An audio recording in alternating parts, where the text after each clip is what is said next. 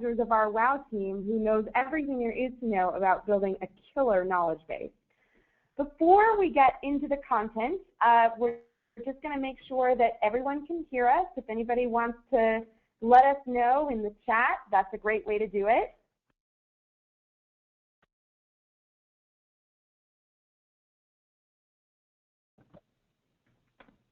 Fantastic, we can hear us. Thank you, that's great.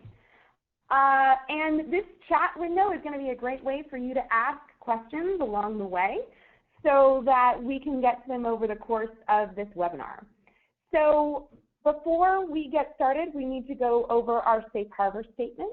As you know, Salesforce.com is a publicly traded company, which means we would appreciate it if you would make your purchasing decisions based on currently available products and publicly available information. So let's have a couple of introductions before we dive too deeply into the content. My name is Becca Kraft. I run product marketing here at Desk.com. You can reach me via email. And Brian, why don't you tell us a little bit about yourself? Hi, everyone. I'm the onboarding and training specialist here at Desk. And I've been doing onboarding and implementations for SaaS products for the past 5 years. So very well versed in just the whole idea of onboarding and implementations. Great to be here. Fantastic. And I want to let everybody know that the deck and recording will be available to everyone after the webinar. So we encourage you to connect with us. You can do that on Twitter if you have questions that way. We'll be sure to get to them. We do really encourage you to interact with us over the chat during the Q&A part or throughout the webinar. I'll be sort of popping up with some different questions for Brian and put him on the spot. But we're recording this webinar so that you can watch it on demand whenever you like. So if you have to drop off early, you'll get a copy. If there's anyone you want to be able to share this with that's on your team, it's a great way to do that. So we are going to get started with some of our content. Brian, why don't you take it away? Thanks, Becca. So for today's agenda, we'll be reviewing just customer expectations that businesses often have. Also reviewing the benefits of having a knowledge base specifically, looking at considerations before actually beginning to build out a knowledge base, and then looking at how to actually begin. We'll take a look at the desk setup, do a quick walkthrough, and then finish up with some ideas about maintaining your knowledge base, and then we'll actually have the Q&A at the end. So we'll then begin. Now, these personalized interactions that companies are having with customers is very important because today, customers' expectations have changed. Every customer expectation of support is actually really high now. Customers have low tolerance for fragmented, inconsistent, and frustrating customer service. Customers really want connected, personalized experiences across your website, mobile app, your store, and every touch point they have with you. I myself, I'm guilty of this too. There was a time when I lost my iPhone, and so I called T-Mobile, and I expected them to already know me as a customer, know the plan I had, the phone model number, and also have my mailing info so that I could have my new iPhone magically appear on my doorstep the very next day. So customers now expect, not want, but expect seamless one-to-one relevant experiences with your company. They want it fast. This expectation is really becoming a baseline these days. This is where Desk comes in. Desk.com is an all-in-one support solution specifically designed for fast-growing businesses. This application contains all the service features a growing support team needs to provide quality customer support anytime, anywhere. It's really designed to be up and running within hours. It includes tools and features to enable your agents to work smarter and faster. It includes customizations and integration capabilities that really enable a 360 view of customers, allowing you to connect your support team with the rest of your business. And as we know, it's extremely hard for small businesses and fast-growing companies to meet the high demand of their customers, and that's really why we built Desk. You can easily get Desk set up and running. Our customers are able to get up and running just in a few days, if not sooner. You can really easily get all of your support cases in one place. Your email, phone, chatter, Twitter, Facebook. It's as simple as entering your company email and providing your Twitter handle. Now, everything you need for case management is really out of the box. productivity tools, multi-language support, knowledge base, and even reporting. And to wrap it all up, all of this is available via the mobile app as well, so you can respond to cases even when you're on the go. Now, not every small business is using a support app like ours to scale the customer service, but if you start early and do it right, this can really become one of your competitive advantages. So we do have a question really quickly about that 360-degree customer view. And that 360-degree customer view is really the ability to have all of that contextual information about a customer at the fingertips of each agent. So they know more than just what the customer tells them on the phone. So if a customer calls in and says, this is my email address, not only does the agent know the email address, but they also have information about their physical address, their phone number, products that they've purchased. That's what we mean by a 360-degree customer view. Continue on here. Now today we want to go ahead and focus on the knowledge base specifically. A knowledge base, in short, is a centralized repository of information. Think of it as a library, both public, which is viewable to your customers, and private, which is viewable to your internal agents. Now this library has everything from definitions, how-tos, troubleshooting, basically all the answers about your company, products, and services that a customer would want to know. In fact, thousands of fast-growing businesses around the world and across many different industries are using Desk to help them deliver this personalized one-to-one customer experience so that they can actually stay competitive and continue to thrive in their respective marketplace. One of the key components to the success of these customers is because they actually have a knowledge base. And having a public knowledge base, aka a help center or support, is no longer a nice-to-have thing. Customers really expect this to be a part of your web experience. Here are some examples. Going back here. Here's some examples of help centers from companies using Desk Knowledge Base and Support Center. Now, these companies have used our Help Center templates to make their pages look and feel like it's a part of their own website. You can easily customize your Help Center by adding fonts, images, logos that make it look and feel just like the rest of the website experience. Now, because this content management system is easy to use, like just by dragging and dropping, you don't have to know how to code or involve your IT department. Lastly, you can easily manage and update articles as your business changes. Now, there are many benefits that customers are seeing when they have a help center. One very obvious one is that customers no longer have to come to you for every single question that they might have. You can start to post frequently asked questions so that instead of trying to build out, so that when you're trying to build out an effective help center that's intuitive, think about your customers' top problems and address them. Or think about how your customers will want to search for their problems. How should you lay out the page so that you can empower your customers to find their own answers? So at the end of the day, your agents are getting less questions coming in, and you're helping your agents reduce their time spent on FAQs so they really can focus on helping customers with more complex issues. Now, we all know that as customers, we're happiest when we can find our own answers on ourselves 24/7. Wherever they are in the world, in any language they want, you can easily set up help articles and make them searchable by your customers. Now, when writing articles, think about how the reader will actually consume the information. If it's a troubleshooting article, maybe you need to include pictures or step-by-step video, or how to resolve the problem easily. Now, every answer to a problem can be articulated in a number of different effective ways. Not only is this about empowering your customers and agents to look for answers, it's about delivering the right and consistent message to your customers. Having a consistent answer back to the customer for every problem is a support manager's dream. Having a consistent brand voice is also extremely important. Now, this can be done if you have a repository of information and a tool that can help you organize this. Now, the best part is that our web templates are responsive, so it works on every device. Now, a couple of things to consider. So before getting started, so let's say you're using Desk for email, but you keep getting some of the same questions over and over. You may even have set up macros for some canned responses that helps with some efficiency, but how do you educate your customers and deflect these types of frequently asked questions? Creating a customer-facing knowledge base is really the answer. So that brings up a great question. Where do you start? Desk makes it easy to create and scale a knowledge base for your customers. And here are some of the best practices on how to get up and running.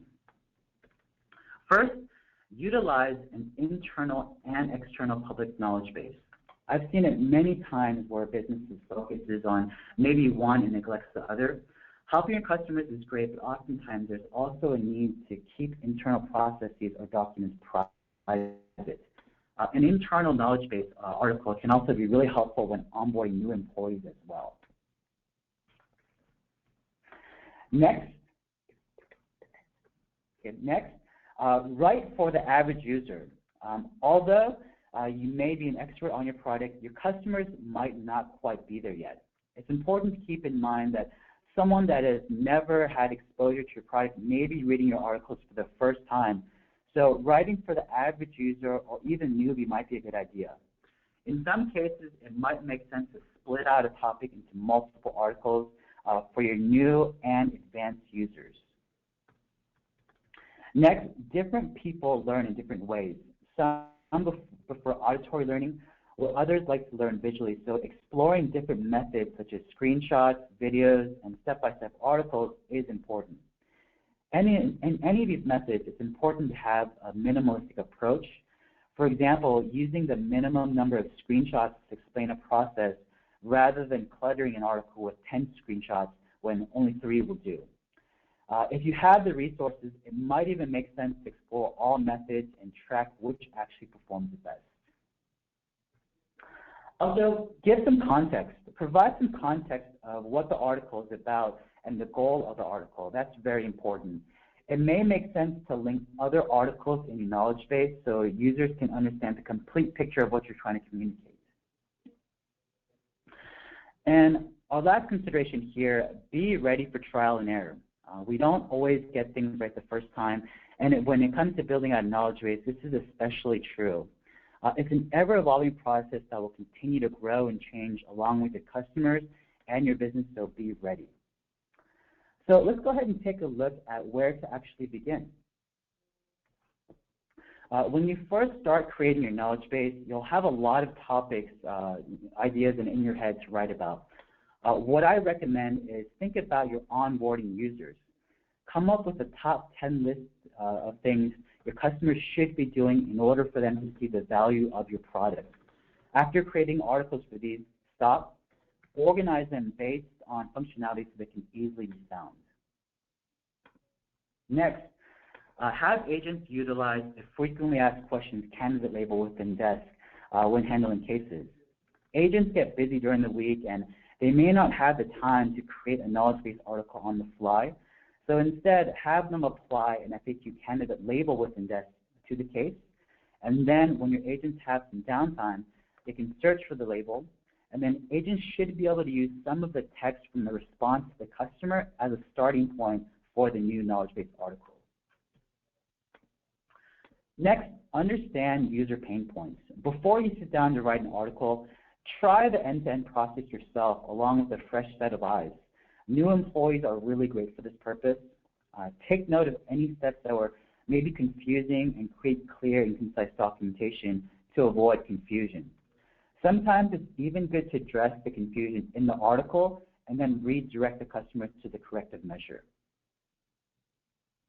A few other suggestions: talk like the user. Don't use over-the-top words or technical jargon. Also, be straightforward. Articles should be easy to scan through and understand in just one read.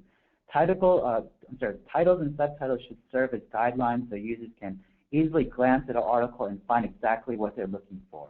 Always, bullets and tables are great. And lastly here, prerequisites. Inform users of any action items or anything else they should do before reading the article. And then here, nothing is too obvious. Your customers may be new, so don't assume that they already know something that you know. So let's actually go ahead and shift gears and review a couple of the helpful workflows. Now, once you're in Desk, you'll navigate through the various areas, and we'll actually walk through this in the demo, but this is just for your information.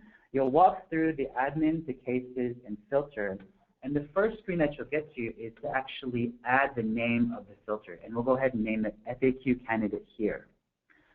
And then on the right side, we'll go ahead and have a chance to edit the actual filter, so the name will actually be pre-populated. We'll also have the option to add a description or keywords. And the important part here is to add the condition. Now, so the condition that we want to add for our filter is to have the label that contains FAQ candidate, the FAQ candidate label. We'll walk through this once again in just a little bit. The rest of this we can skip, but let's go down to the permissions for this filter. We can then decide whether we want this to be viewable to all users, a specific group, or even a user, and then we can go ahead and enable this filter and update. Okay. Next, I want to walk through adding an actual topic. Again, articles live within topics, so we'll first need to create the topic. So again, navigating through the admin area, we'll go ahead and add a topic. We can give our topic a name, again, add a description if we'd like. Now, for this topic, we can go ahead and decide if we want to show it in our support center or not. Again, it's this idea that we can have an internal or external knowledge base. And then if it does apply to any relevant brands, we can go ahead and list that there and then add the topic. Now, once your topics are created, we can then go ahead and add an article. So again, navigating through the admin area, we'll go ahead and simply just add a new article. We'll first select the topic that we want the article to live within, and then go ahead and give it a subject. So let's actually go ahead and see all this in action.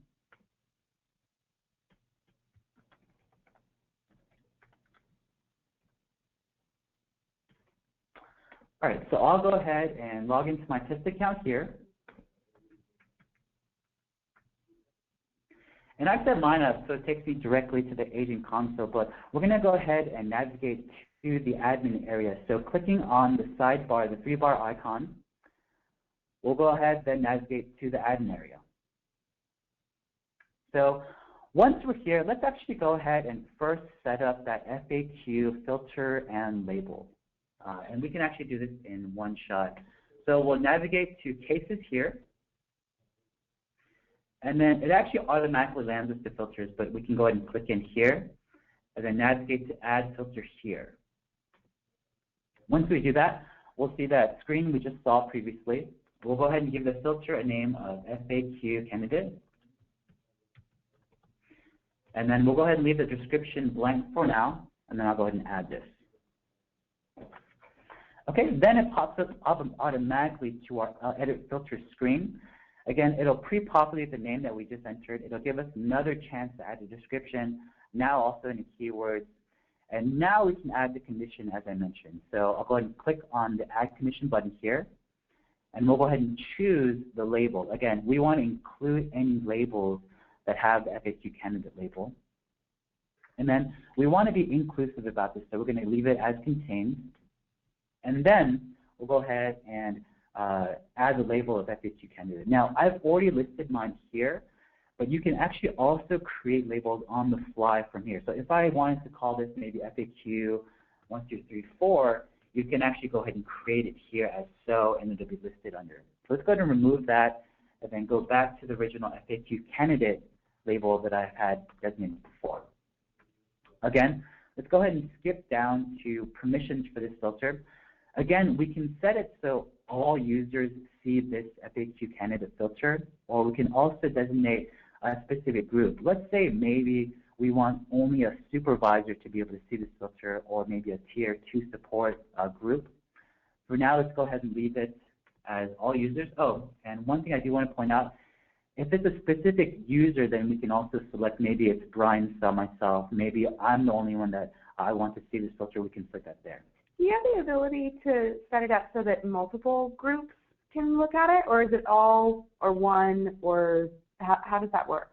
So for this specific filter, it's going to be the group. You can create multiple groups, and the groups can actually involve multiple individuals. So I myself can be a part of different groups. So maybe if I want to be listed on the supervisor group as well as the teacher group, I would advise creating the group for the filter in that case.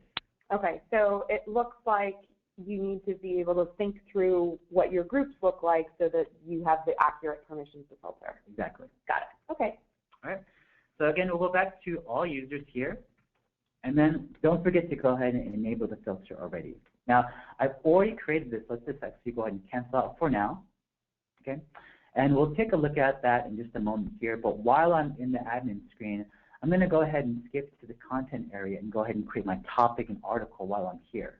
So again, we're already in the admin area. We'll go to content, and then we'll go to topic first here to create the topic for which the article lives. Okay, so let's talk about best practices around topics. Is it better to group articles together around particular topics, or to be a little bit more granular with the way that we want to categorize and sort topics? Now, that would really depend on kind of, I would say, the specific use case, meaning your own business. Now, you can change, you know, the topic for which an article lives in. So maybe I would start a little bit more broad, and then as you start to build out more content, then you can get a little bit more granular, and then build out maybe different topics and different places for the articles to actually live. Right. And then just a quick question, you know, I'm sure many people on the phone are familiar with our next-gen Desk.com version versus our classic version of Desk.com. Is the process around knowledge base different with those two versions, or is it sort of similar? They are pretty similar. They are very similar. The actual workflow in terms of the admin, what you're setting up here, is the same. The actual look and feel is a little bit different, but the actual functionality is the same. Cool. Fantastic. Right. So let's actually go ahead and proceed to add the topic here. And let's go ahead and say that maybe one of our frequently asked question candidates was actually order statuses. We're getting a ton of questions around, you know, where is my order right now? So we can go ahead and create that here. We'll go ahead and have it show up in the support center. Again, there's the idea that if you want to keep it internal or public facing. And then if there is a relevant brand, if you guys have set up multiple brands, it's something you can actually designate that here. Okay, and then we can go and add it. I'll go and cancel it for now because I have set it up here on the bottom. And then also while I'm here, I can go ahead and walk through the process of an article. So moving over, I'm still under content. We'll go to article and then click on the add article button here. The first thing we'll need to do is designate the topic. Again, we'll go to orders.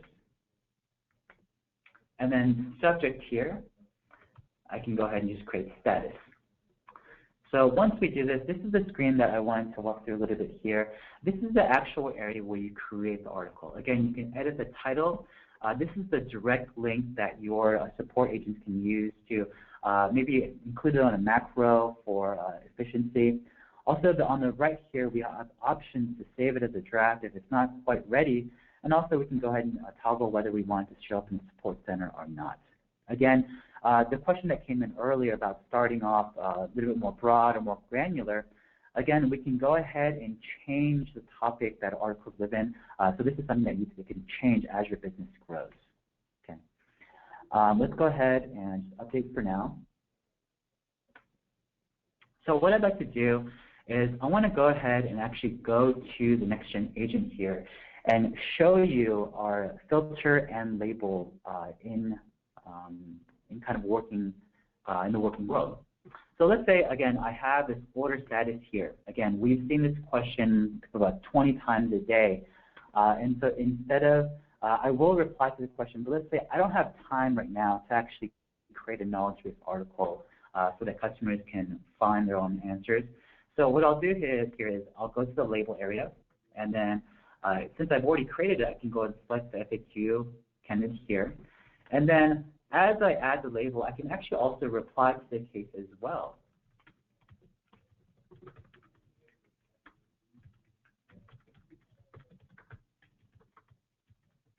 Okay, and then So here I can not only send the response, but I'll update the actual label as well. And I'll go ahead and do that now.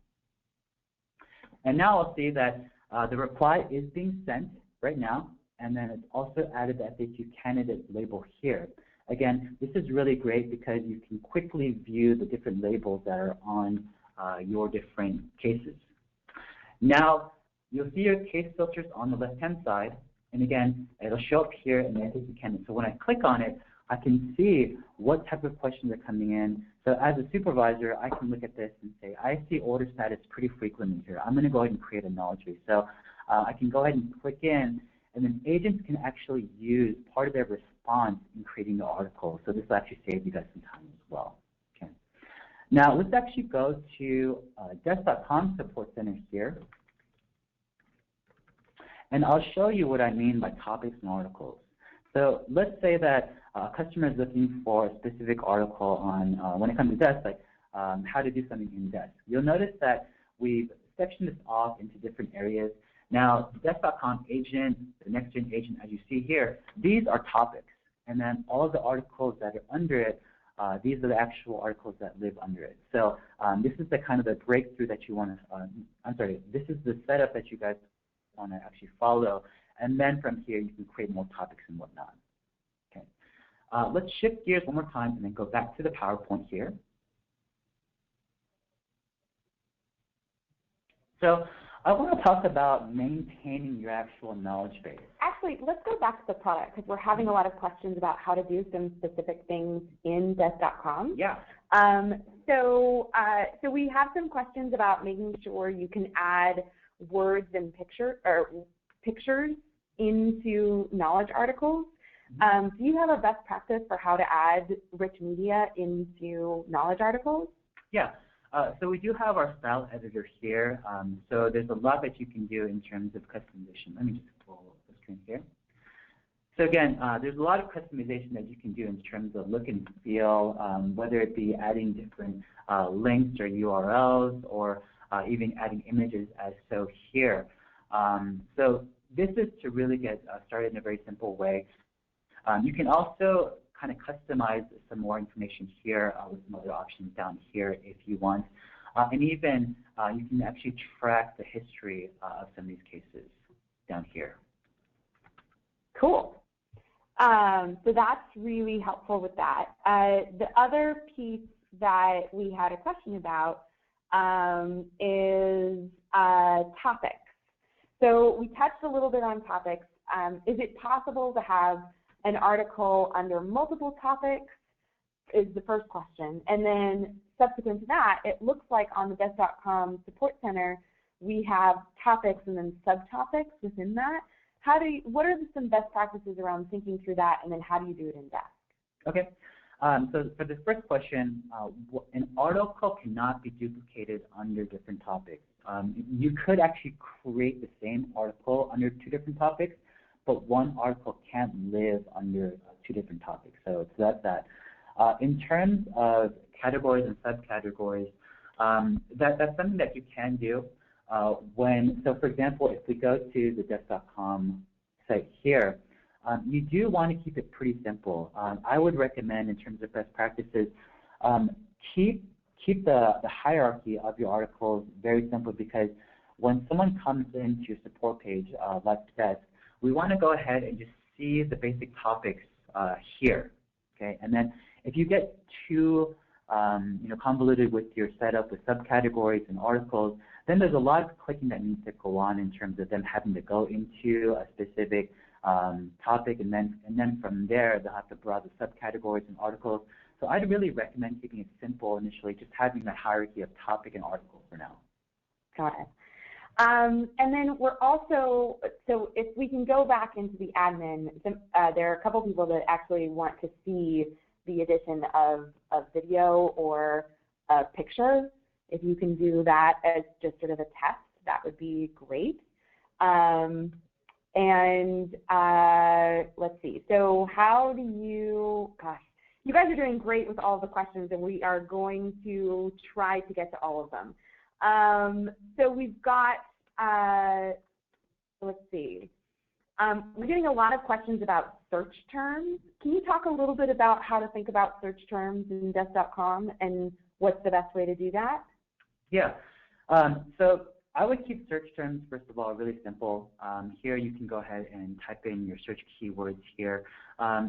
Keep your search terms, simple by just using your title.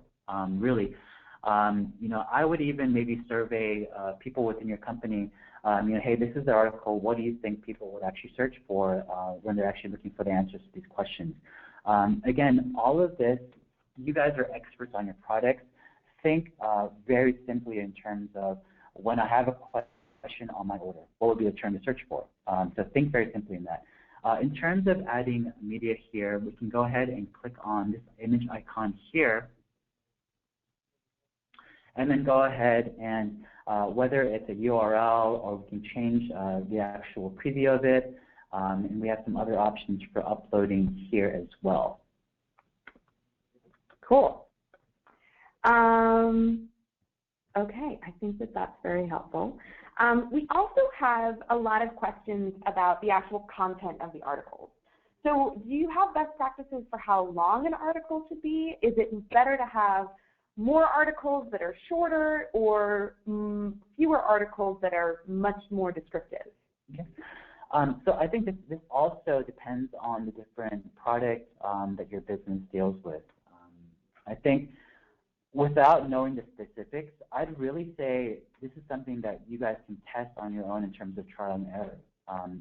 If your product is very complicated and someone would need to sit down maybe a full hour and read some documentation step by step, then maybe creating a long article would make sense. For some of your simpler questions, I would break these into separate single articles. So just by searching, they don't have to read through one long article to actually find it. So really, I would say trial and error would help with that. And again, feedback is going to be a really great tool for you guys. So ask your customers about feedback on the articles. Simple questions I always ask is, was this article too long? Was it helpful? So things like that will really help you to build up the best support center and knowledge base for your customers. Cool. We're getting a lot more questions about topics and subtopics, and I want to introduce a potential way to solve these kinds of issues, especially if you're starting to see your knowledge base get really, really big and you want to organize it a little bit differently. One of the ways you might be able to do that is to use what we call multi-brand knowledge and self-service. So when you think about like the Desk.com homepage, right, or I'm sorry, the Desk.com support center, you've got getting started, agent, admin, developer, you have all of those different categories. Now what if you decided to make those different categories each their own knowledge base? Then you can do things like push articles into all of those different topics. There's ways around, it depends on what you're trying to design from a knowledge perspective. Is that sort of one way to think about it? Definitely is. Okay, cool. So we've got more questions about article quality. And this might be more of a reporting thing, but we talked a little bit about how having a really well-designed help center can deflect cases from agents. Is there a good way to measure that? Some of the things that come up for me are putting in the knowledge ranking. So was this article helpful, yes or no? So you can start to see which are the articles that are really that are being helpful to customers, which implies that they answered the question, versus articles that aren't helpful, which implies that the customer needs to escalate it to the agent. Can you talk a little bit about that? Yeah. So as Becca said, feedback is going to be a great tool for you, but also a great tool is the actual cases that are coming in. So let's say you did actually set up, a filter and label for your FAQ candidates, and then you decide that this one type of case, let's say refunds, is super high. You get 100 questions a week on it, so you create an FAQ article. Over time, you can track, you can continue to use those labels. Maybe you can create a filter and a label that actually shows all the cases that are coming in for refunds. And then you can actually report on that within Desk. And then literally the cases will tell you the effectiveness of whether an article is good or not. And we also have a knowledge report in our Business Insights. I'm not sure that it's available on every edition, but on some editions there's a knowledge report that you can pull to understand a little bit more about what's happening in your self-service knowledge base. Definitely. Very cool. We got a couple of other questions. Yes, all of this is being recorded. You will get a recording, I totally promise. Let's see. And then, okay, so let's go back a little bit to the ability to build these articles. When you're thinking about having long articles, is it possible to anchor people to different parts of the article? Yeah.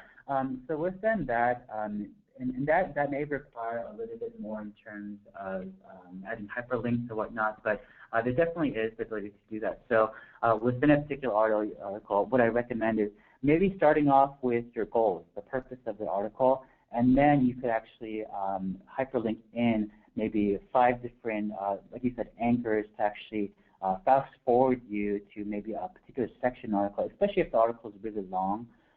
That's actually a really good practice. Great. So since we mentioned multi-brand, we now have people asking us a little bit more about multi-brand. Can you go to the area of the admin where someone might be able to set that up? Or is that not enabled on your demo site? Yeah, it's not enabled on mine, but definitely I would recommend you can contact our support team to help assist you with that. Also, put our support center to the test. Search for multi-brand setup, and you can actually go ahead and find the information yourself as well. Yeah, support.desk.com is a massive resource for everybody on the phone to be able to find a lot of best practices and a lot of how-tos. So let's also talk about when you are creating articles. There's one way for agents to be able to see articles, and there's another way for customers to be able to see articles. So let's imagine that you are replying to a case and you're appending a knowledge article to that case. How does a customer see that knowledge article? So there's a couple of ways. So when an agent actually is in a case, there's going to be an area where they can click on the icon to view the knowledge base within Desk. And then from there, they have a couple of options. They can literally copy the link to the knowledge base article. They can copy the text or to their clipboard, or even paste the text right into the case. So it's however the agent chooses to display that. So the customer would see it as a hyperlink or just plain text.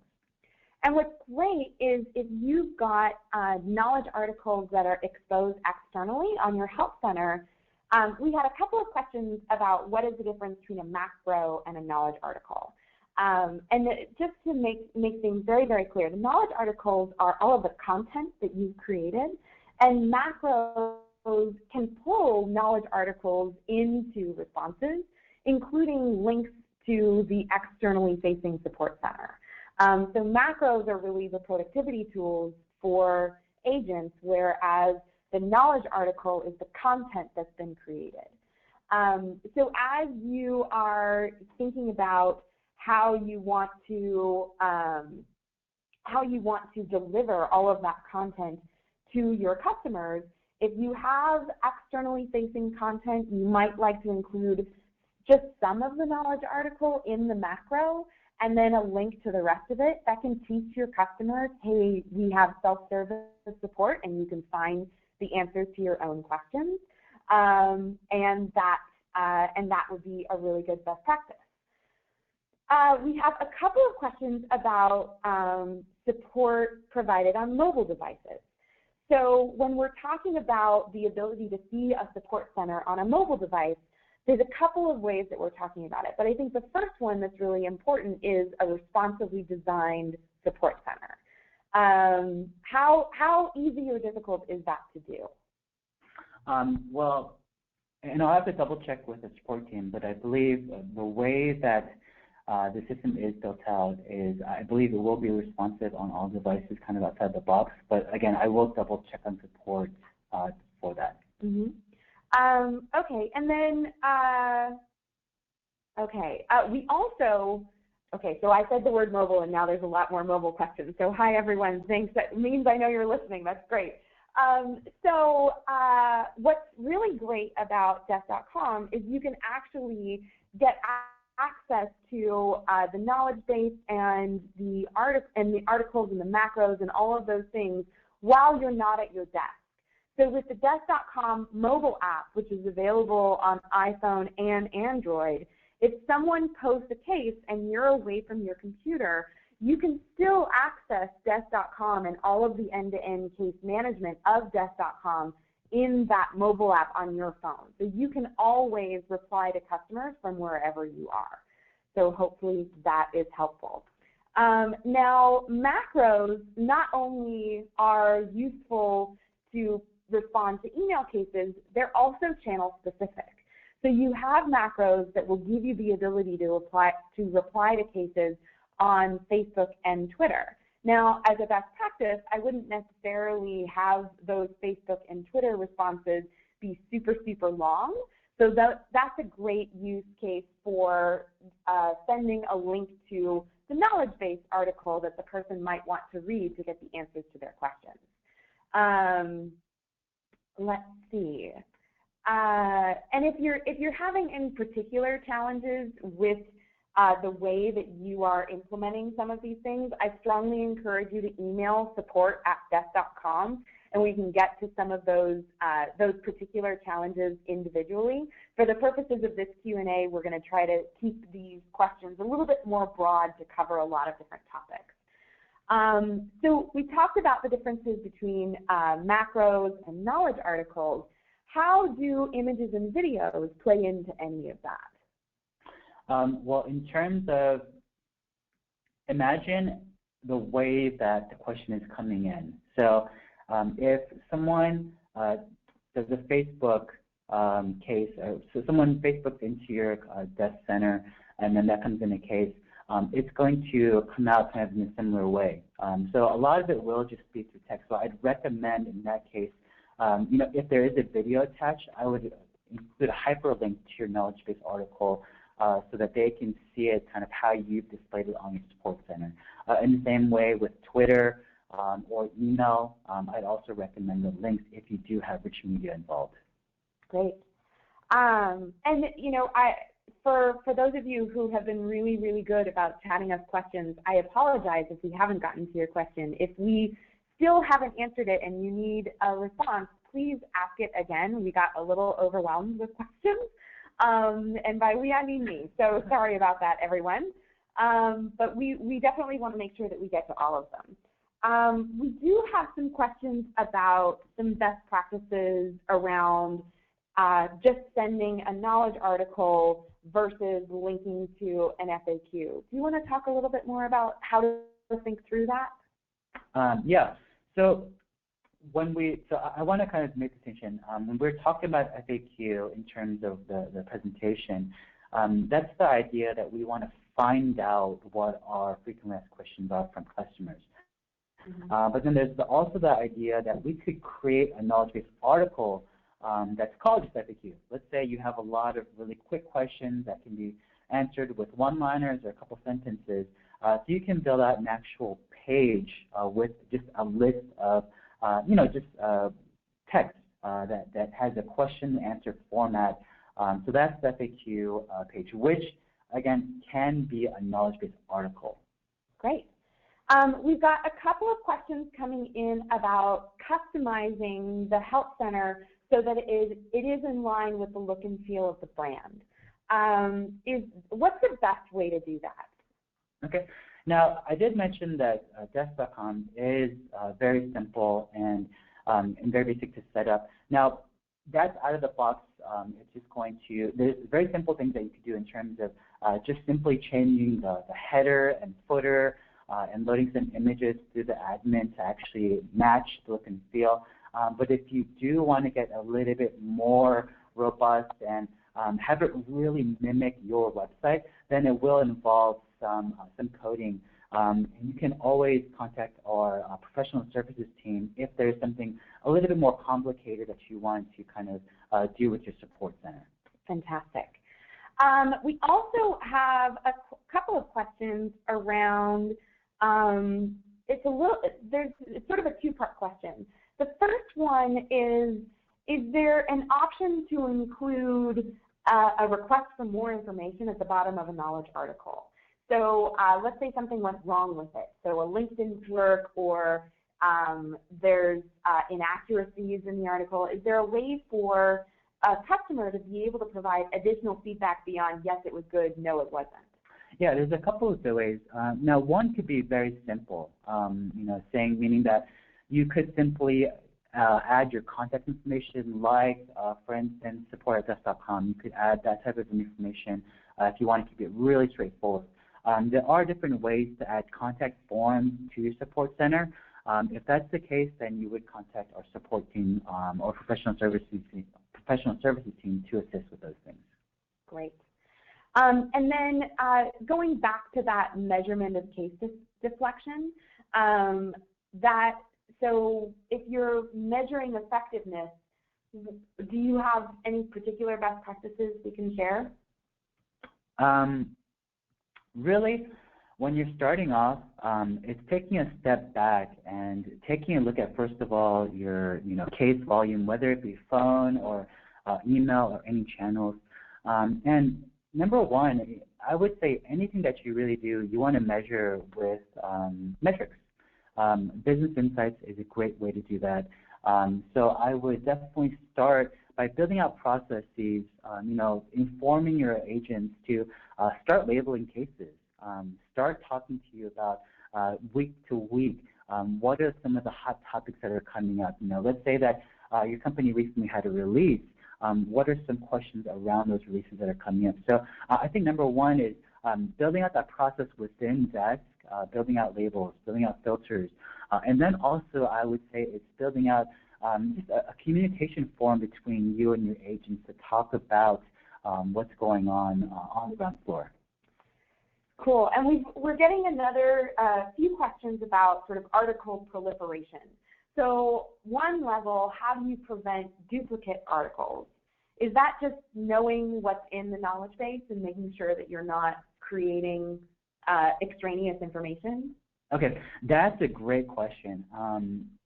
And this is something that the knowledge base is a gigantic project, really, if you think about it. Now, I want to say to start off, it's pretty simple, but as your company grows and builds and you have more information and content, it is going to become a large monster in itself. And I would really say for that, really you need to maintain it through whether it be an individual or a number of individuals that actually audit your knowledge base from time to time. One recommendation of mine would be to create maybe one person to oversee your entire knowledge base, but also I would even say have your agents be owners of specific topics. That way they know for a particular topic what's in their actual areas. So in that case, they can say, oh, this article has already been created for my order status topic. We don't need this one. Or if more information is needed, if someone tries to create an article, they can say, hey, I can go ahead and append my article, my topic with that information. And again, so having owners of separate topics is a great idea. And again, doing an audit of your knowledge base perhaps once a year or once a quarter is a great idea. This also really helps you to step back and take a look at where the gaps are in your knowledge base as well. So it sounds like to keep duplicate articles from becoming a problem, it's important to have a really good map of your knowledge base, because one of the challenges with duplicate articles is the only way for a machine to be able to identify duplicate articles is if it's like word for word, letter for letter, exactly the same. So making sure that you know sort of the different topic areas and the way that you've grown your solution or certainly that you've grown your knowledge, seems like a good place to start. If you've already sort of proliferated in a way that might make that challenging, you know, it means that you're going to need some people to be able to go through and see a lot of what's happening from a knowledge-based perspective. Now, one of the other pieces that we got was, is there a good number of articles for a knowledge base that leads you to believe it's healthy or not healthy? Is there a good way to answer that across the board, or is it something that really depends on your business? I'd really say it depends on your business. And also, this is maybe speaking a little bit frankly, but I'd say, you know, if for certain products, again, it depends on the product, but I'd say if there are just a huge number of questions all across the board, then instead of maybe taking a look at the knowledge base, I would maybe meet with you know, certain product teams to see like what's going on in the actual product itself. Again, a knowledge base is a great support tool, but again, it is a support tool. So I'd really try to take a look at you know, the feedback that you're getting, and then in return feedback that toward to your product team or to your internal team as well. Great. We also had some questions about doing something like an RSS feed on knowledge articles so people can see when updates or changes have been made. Do we have any sort of subscription capabilities like that? Yeah, we do have capabilities around that. For that, I would definitely contact support because they really are the experts in terms of setting anything like that up. Great. Cool. We've got a couple of questions around our classic agent experience versus our next-gen agent experience. Does the agent have a different experience in terms of their ability to interact with knowledge? In terms of knowledge base, no, it's very similar. Again, I'd really say that right now the difference between the classic and agent are very minimal. And really the major changes are kind of the look and feel. And we've gotten really fantastic reviews for our next-gen agent. And that's really of the two, the one that I would direct your agents to use. Great. Cool. Well, let's see. Okay. How familiar are you with KCS methodology? I'm not very familiar with it. I know it's not something that we have currently in Desk.com, but for some folks, that ability to have sort of different versioning and a lot of control around that is really, really important. If it is important, it's something we definitely would like to hear from you about. So, for those of you that have questions like that, please definitely tell us more about that. Okay, so we've said classic and next-gen agent. Hi, everyone. Thank you for all the additional questions. We are not phasing out classic agent. There's a lot of really great capabilities that are still in there, so you won't be forced to use next-gen. However, a lot of our resources are being devoted to making next-gen bigger, better, faster, stronger, all of those things.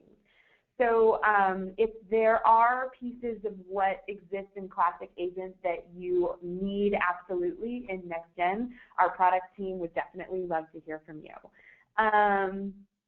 Let's see. Cool. Wow, okay. Fantastic. So we just have a few minutes left. So for the rest of you that have additional questions, we will be sharing this recording, of course. But why don't we make sure that we have an opportunity to close the presentation, and then we'll be emailing this to everyone. Okay. I think we talked about some of my ending slides already here, but let's just go ahead and take a quick look to make sure that we covered everything. Let's go back here. So again, we got some questions already about maintaining your knowledge base, and I think we talked about identifying owners within your organization already, so we can go ahead and move on here. We already talked about kind of feedback on your support center and your knowledge base articles. So again, really great to do. I highly recommend listening to your customers. And then also just be ready. And again, as we mentioned before, this is really a work in progress. So, you're not going to get it perfect the first time. What you expect to work may not actually work. Your customers will tell you the truth of whether something's working really or not. So again, be ready for trial and error and just jump in. And that's actually pretty much all I had for you guys. Becca, over to you. I think that was great. That was a lot of best practices and a lot of information. As I mentioned, we will definitely be emailing the recording of this presentation to everyone. Thank you, Brian, so much for sharing your expertise. It was great to have you with us. Welcome. And as you may know, we do these best practices webinars once a week. We don't always talk about the knowledge base, but when we do, we invite Brian. So thank you so much for joining us. And for those of you who would like to stick around, I'll try to get to your questions in the chat. But thank you. It was very, very useful. Well done. Thanks, everyone.